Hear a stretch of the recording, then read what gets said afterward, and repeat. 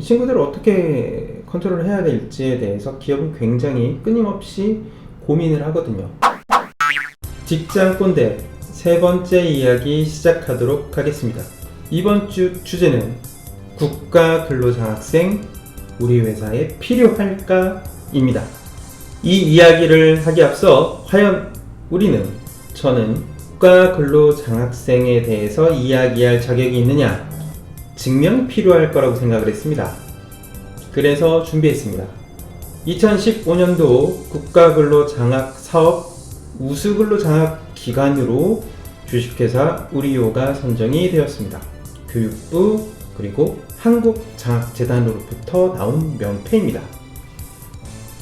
여튼 저희는 우수근로장학기관으로 선정이 됐었다. 그래서 논할 자격이 있다. 국가근로장학생이라는 제도를 모르시는 분들이 있으실 것 같아서 잠깐 설명드리도록 하겠습니다. 학생들이 학업이나 취업에 보탬이 될 만한 일을 하고 그 급여를 장학금으로 받는 것을 국가근로장학생이라고 합니다. 일을 하고 장학금을 받는다. 보통은 일을 하고 급여를 받지만 이 학생들은 일을 하고 장학금을 받습니다. 세금 떼지 않죠. 네, 4대 보험 들어가지 않습니다. 여기서 중요한 포인트는 학업이나 취업에 보탬이 될 만한 일이라는 것입니다. 학업이라고 하는 것은 전공이겠죠. 전공. 그리고 이 전공자들이 학업을 이수해서 어디로 취업을 할 것이냐, 그런 기관이나 기업에서 먼저 경험을 해봐라 라는 좋은 취지로 시작이 되어 있습니다. 그렇기 때문에 이 제도는 단순 업무를 시킬 수가 없습니다. 예를 들어 청소만 해라, 복사만 해라, 스캔만 해라, 이런 것들이 있지 않습니까? 단순 업무는 안 됩니다. 물론 프랜차이즈 같은 알바성 이런 거 안 됩니다. 자, 그럼 우리 기업에서는 국가 근로장학생이 필요할 것이냐에 대해서 한번 생각을 해봐야 되는데요.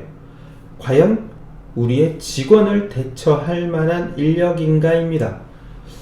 이 이야기를 하는 이유는 초기 기업일수록 한 사람 한 사람이 매우 소중한 상태이거든요. 그렇기 때문에 국가 근로장학생 한 명이라도 배정을 받으면 큰 도움이 될 것이다 라고 생각을 합니다. 물론 저희도 그랬습니다. 네, 이거는 뒷이야기에서 이야기를 할 거고요. 그렇다면 직원을 대처할 만한 인력인 것이냐? No. 아니요. 아닙니다. 직원을 절대 대처하지 못합니다. 그렇다면 국가근로장학생 이득도 없는 거 아니냐? 있습니다. 일 잘하는 전공자가 들어오면 정말 좋은 제도입니다. 자, 그런데 이 일 잘하는 전공자 한 학기만 하고 갈 수 있고 방학 기간만 와서 짧게 하고 가는 경우들이 대부분입니다. 일 잘하는 친구들은 경험을 여기저기서 해보길 바래요. 그렇기 때문에 빨리빨리 다른 사람으로 바뀝니다. 문제는 비전공자의 일 안 하고 돈만 받으려고 하는 학생들이 더 많다는 사실. 어느 업체를 가면 힘들다. 그리고 국가근로장학생은 이것만 해라. 단순 업무를 시키지 못하도록 했기 때문에 청소를 하면 거부를 해라. 그래서 일을 하지 않고 장학금을 받으려는 학생들이 많다는 사실. 이거는 반드시 알고 계셔야 되는 부분입니다. 그냥 사무실에 출근하는 것만으로 장학금을 받을 수 있다라고 생각하는 학생들이 더 많다라는 게 현재 국가근로장학생 제도의 문제입니다. 앞서 설명드린 것처럼 학생들의 학업이나 취업에 보탬이 될 만한 일을 하고 그 급여를 장학금으로 받는 것입니다. 하지만 전공자가 아닐 경우, 나는 이쪽으로 취업할 의사가 없을 경우, 그런데도 배정을 받습니다. 왜? 누군가는 어디로 보내줘야 되니까. 이게 이 제도의 맹점입니다. 정말 일 잘하는 전공자가 들어와 줬으면 정말 좋겠지만 전공자가 매칭이 되기가 어렵고 일 잘하는 학생들 만나기는 더 힘듭니다. 그리고 또한 단순 업무를 시키면 반발을 하죠. 저한테 개인 의견을 물어본다. 그러면 저는 그냥 일자리 지원금을 받으십시오 라고 말씀을 드리고 싶습니다. 가장 중요한 거, 이번 영상의 가장 키포인트, 국가근로장학생을 작은 조직에서 들인다면 조직이 망가집니다. 이 국가근로장학생이라는 제도는 굉장히 좋은 제도이지만 지금은 완벽하게 학생들이 일을 하려고 하지 않고 그냥 앉아만 있어도 돈을 받는 장학금 제도로 생각을 하고 있는 것 같습니다.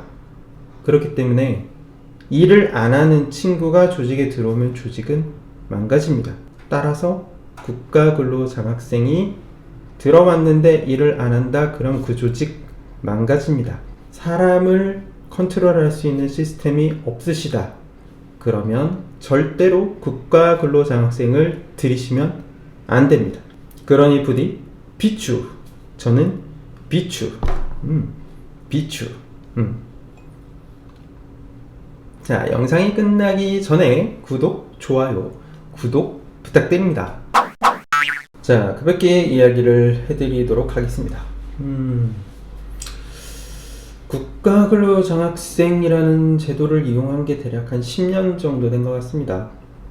처음에는 굉장히 좋은 학생들을 많이 만났습니다. 그때가 2011년, 12년도 그쯤이었던 것 같습니다. 네, 그때는 심지어 괜찮은 학생을 2년, 3년 같이 일을 하면서 정규직 직원으로까지 채용을 했고, 그거에 대한 피드백으로 저희는 우수근로 장학기관이 됐습니다. 그런데 요즘 이런 책도 있지 않습니까? 90년생이 온다. 그런 책이 있습니다. 네. MZ세대라고 구분을 하긴 하지만 90년대생들 생각하는 게 많이 다릅니다. 네, 이 친구들이 생각하는 게 많이 다르기 때문에 이 친구들을 어떻게 컨트롤 해야 될지에 대해서 기업은 굉장히 끊임없이 고민을 하거든요. 그런데 이 MZ세대, 그것도 취업시장에 나와 있는 학생들이 아니고 전공이고 아직은 4학년 학생들의 망상에, 그 망상이라는 게 사회 경험을 해본 적이 없습니다만 그냥 선후배들이 이야기해주는 그런 이야기들을 듣고서 자기가 모든 걸 다 알고 있느냐 생각하는 그런 4학년들한테 가장 많은 영향을 받을 수 있는 학생들이 국가근로장학생으로 돼서 선발돼서 온다면 이 친구들은 편한 일만 더 계속 하고 싶어 하는 경향이 강해집니다. 어느 순간부터 국가근로장학생들이 하는 업무의 질이 떨어지고, 예전에는 하루에 3개, 4개까지 할 수 있었던 업무를 하나도 못하는 학생들이 오기 시작을 합니다. 업무를 처리해낼 수 있는 수준이 굉장히 급격하게 떨어지기 시작을 했습니다. 그거를 2년, 3년 전부터서 느끼기 시작을 했고, 이게 좀 문제가 크겠구나 라는 걸 인지를 하기 시작을 했습니다. 왜냐하면 이 친구들은 조만간 취업시장으로 나올 거지 않습니까? 그럼 정말 기업들은 일 잘하는 인재를 찾기가 어렵겠구나. 아니, 일을 잘하게 만들기 위해서는 굉장히 많은 레퍼런스를 투여를 하고 에너지와 재화를 투여를 해서 이 친구가 정말 한 사람의 반듯한 인재가 될 수 있도록 만드는데 오래 걸리겠구나. 대학교가 더 이상 학생들에 대한 인성이라든지 일하는 타입 이런 것들에 대해서 학습을 시켜줄 수 없는 상황이 된 건 아닐까에 대해서 조금 우려스러운 부분이 있습니다. 저도 나름 대학교에서 교직원 생활을 해보면서 교수님들이 그걸 못 가르친다? 그건 아닌 것 같아요. 네.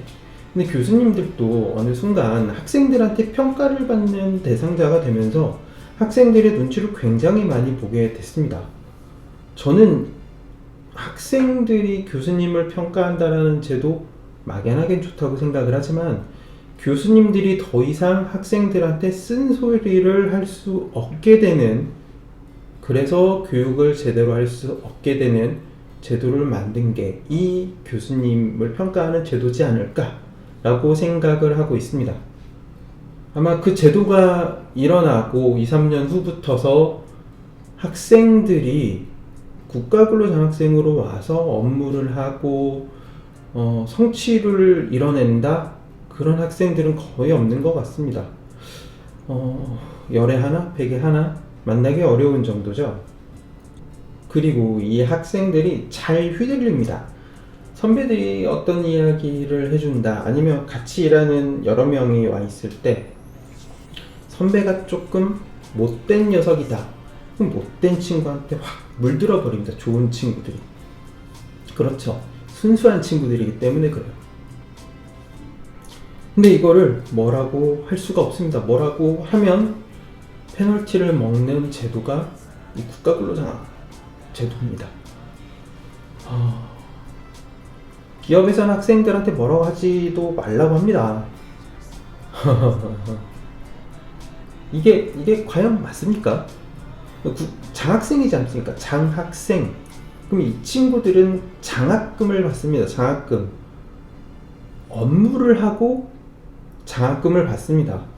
그런데 업무를 하지도 않고 직장에 와서 그냥 스마트폰만 보다가 SNS 카톡만 하다가 가도 장학금을 받는 곳이 있기 때문에 일이 빡센 곳에는 오지 않으려 합니다.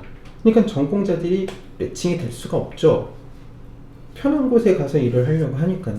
대부분은.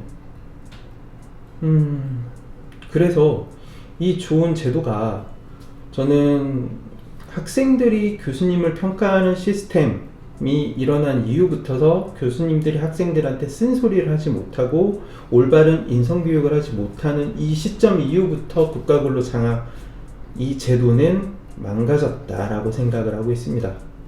한 번쯤 이 제도를 운영하시는 분들도 고민을 해보셔야 되는 문제일 것 같고요. 그리고 이 영상을 보시는 기업분들, 특히 기업 담당자분들, 국가근로장학생 때문에 조직에 분열이 일어나고 있는지 다시 한번 체크해 보시기 바랍니다. 이게 잘 안 보입니다. 잘 안 보입니다. 그런데 의외로 국가근로장학생들을 컨트롤하는 직원들이 유독 퇴사율이 높다.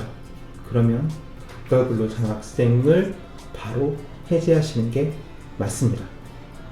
근로장학생 굉장히 좋은 제도임에는 틀림없습니다. 하지만 아무리 좋은 제도라도 빛이 바라고 잘못된 방향으로 흘러가기 시작했다면 그건 더 이상 좋은 제도는 아닙니다. 학생들은 대학교 도서관, 쉬운 부서에서 일하는 것을 더 선호합니다. 물론 기업 같은 외부로 온다면은 교내에서 일하는 것보다 더 많은 금액을 주기 때문에 교외로 오는 것을 선호할 수도 있겠죠. 하지만 정말 기업은 일하는 곳입니다. 이걸 보는 학생분들, 근로장학생 하시는 분들, 기업은 일하는 곳입니다. 절대로 노는 곳이 아닙니다. 그런 마음이라면 기업에 지원하지 마시기 바랍니다. 이상으로 오늘의 꼰대집 마칩니다. 감사합니다.